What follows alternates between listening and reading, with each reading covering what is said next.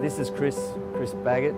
He's a first-generation dairy farmer in Jindivick, which is in the Latrobe Valley region. He's got solar, he uses energy efficiently on his farm, and he's invested in 21st century dairy, which I think is an example of where dairy can go into the future. And when I first met Chris, I asked him of the opportunity, how would you like to be able to sell some of your energy to your neighbours? And I think the overwhelming feedback that he gave me at the time, he said he would love it. So there's that community spirit, I think, within Chris that presents him as an icon. If we implemented into the microgrid, I'd be surprised if most of my neighbours wouldn't want to buy the energy from us.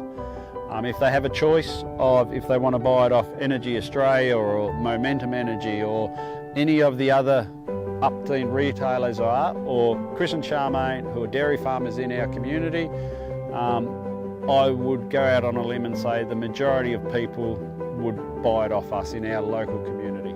The feasibility study is an opportunity for us to look at the value proposition for different participants in the project. We're taking a concept that we've done in Brooklyn with the Brooklyn Microgrid, and we're putting it somewhere completely different. The Latrobe Valley is the heart of brown coal country in Victoria.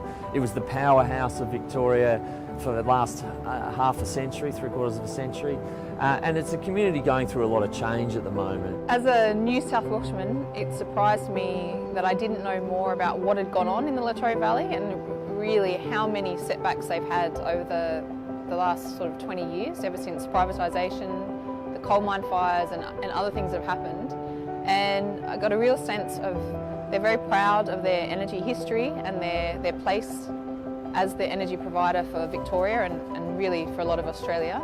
And they don't want to lose that identity, but they're very open to moving to a new energy identity and wanting to support new skills, new jobs and innovation in the Latrobe Valley so that they can hold their heads high as the energy suppliers of Victoria and Australia still, but using different technologies. Accessing data for the microgrid, I think it's a fantastic option. The more data they have, the feasibility study from that data will then dictate what is required and what is not required. For the Latrobe Valley Microgrid feasibility study, what we need are people giving us access to their historical energy consumption data so that we can use that in our modelling. The income stream from that microgrid towards us can then go back into our business and further continue to invest in the local community. We will always try and support local.